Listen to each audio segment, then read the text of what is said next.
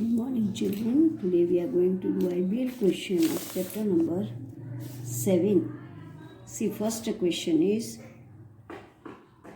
how can you take care of public property? Public property का care कैसे करोगे?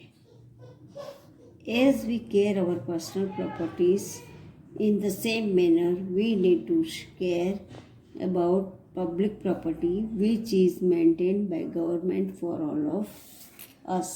जैसे हम हमारे घर के पर्सनल प्रॉपर्टीज होती है उनका जैसे केयर करते हैं, like that way we should care the properties which is maintained by government. Government ने जो पब्लिक प्रॉपर्टीज बनाया उनका हम जैसे हमारी पर्सनल प्रॉपर्टीज होती है ऐसे उसका भी हम केयर करेंगे.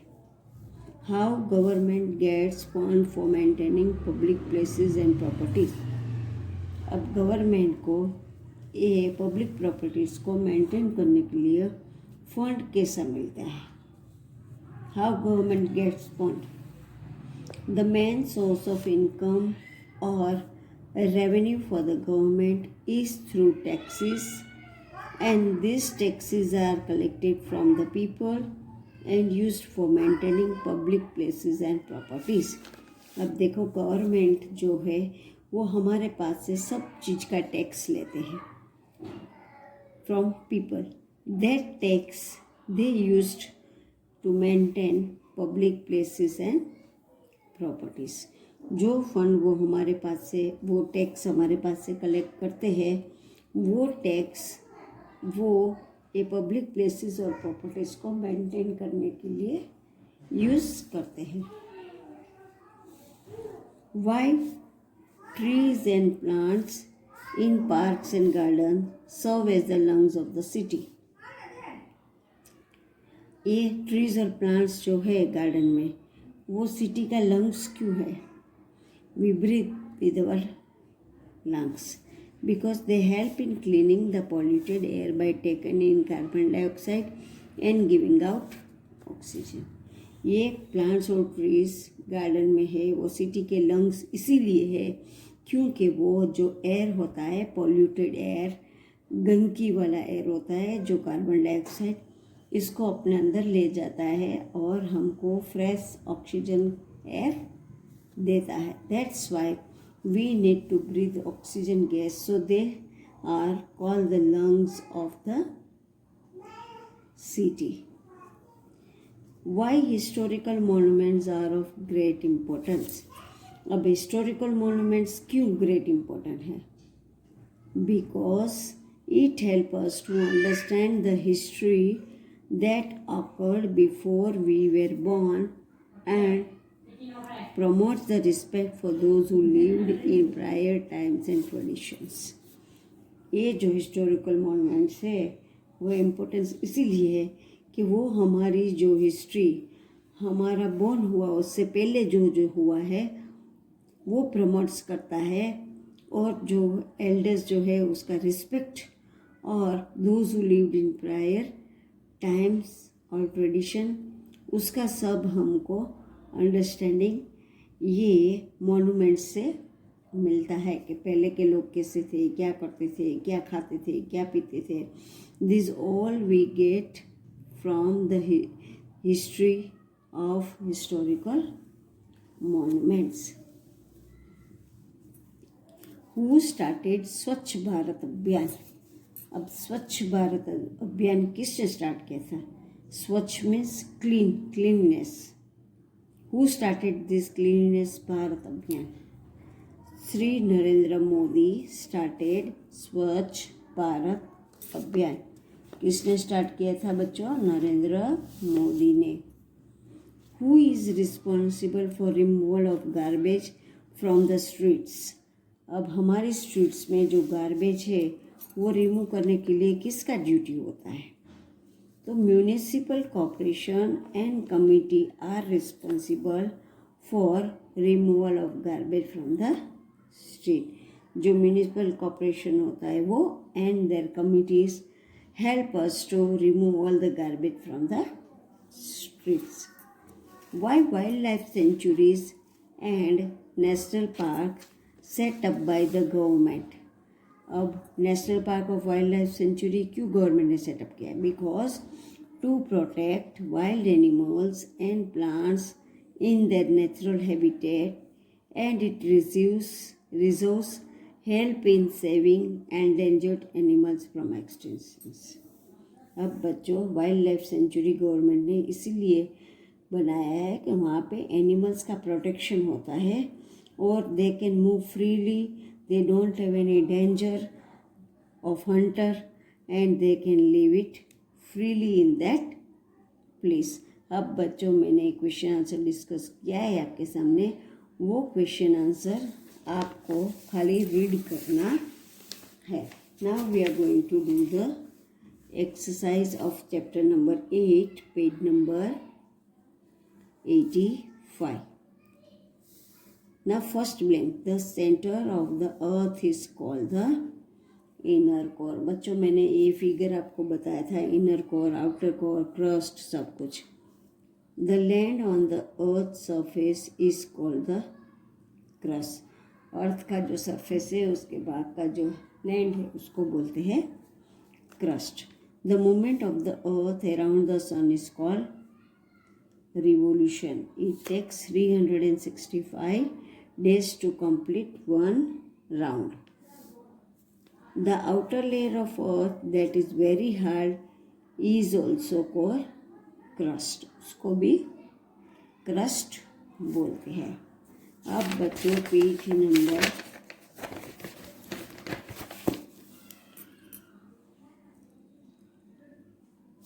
85, देन पेज नंबर 88, ट्रू और false.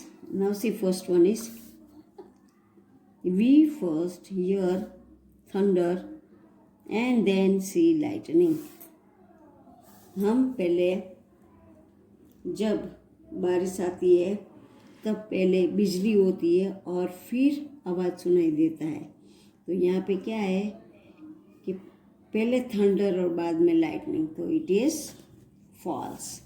We see first lightning and then we hear the sound. बिजली होने के बाद हम आवाज़ सुनते हैं।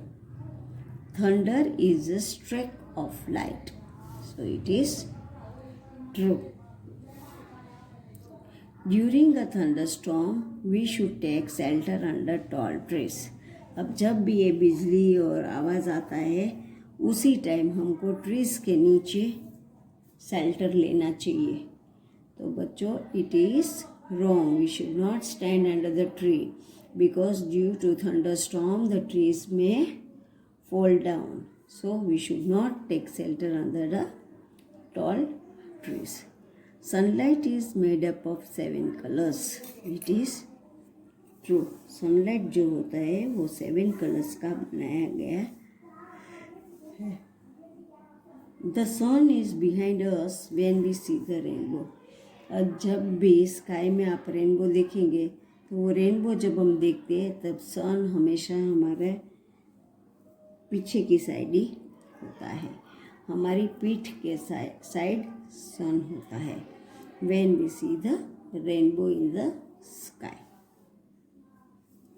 ये क्या है? Which is the biggest and the brightest object that you see at night? तो क्या है? ब्राइटेस्ट एंड बिगेस्ट ऑब्जेक्ट हम रात को देखते हैं वो है मून। बच्चों क्या है? Moon. Who was the first man to walk on it? How do you think he must have felt? अब सबसे पहले ऊपर जाने वाला कौन था? तो Nile Armstrong. He travelled in the famous spacecraft Apollo 11। वो किस में वहाँ गया था? अपोलो 11 नाम का स्पेसक्राफ्ट जो था वो स्पेसक्राफ्ट में बैठ के वो मून पे गया था। नाउ बच्चों next is page number this। Here see, this is also true or false। Many festivals are celebrated according to the phases of the earth।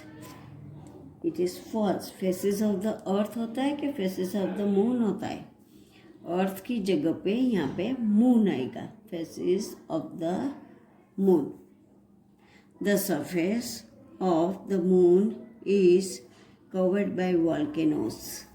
तो मून का सरफेस जो है वो वॉल्केनोस से कवर्ड होता है? No, it is false.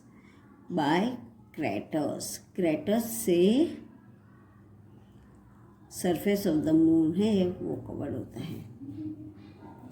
Diwali is celebrated on a new moon, so it is true. अब बच्चों यहाँ पे दिया है how were craters formed on the moon. Moon में क्रैटर्स कैसे फॉर्म हुए थे? Craters are formed when asteroids और comets from the space collide with moon surface. अब क्रैटर्स कैसे बनता है कि एस्टेरॉइड और कॉमेट्स दोनों है स्पेस में से कोलाइड होके मून के सरफेस के साथ कोलाइड होते हैं, उससे बनता है क्रैटर्स। क्रैटर्स क्या चीज़ है बच्चों? Craters is a small bowl like, inside it is small small holes. Bowl जैसा होता है और उसके अंदर थोड़ा थोड़ा होल्स होता है। अब बच्चों यहाँ पे एक क्वेश्चन है, see find the name of the calendar that uses the phases of the moon to count days and decide the dates of the festivals। तो वो कैलेंडर का नाम है लूनार कैलेंडर। कौन सा कैलेंडर बच्चों? Lunar calendar. Name any 3 festivals associated with the moon. Moon का face देख के कैसे कौन से फेस्टिवल सेलिब्रेट होते हैं? एक होता है ईद, दूसरा होता है Karva Chauth, Guru Purnima and Diwali. These are the festival celebrated on the phases of the moon. Now see बच्चों, यहाँ पे मीनिंग से फर्स्ट है सैटेलाइट। सैटेलाइट क्या है? एन ऑब्जेक्ट और celestial body that orbits a planet।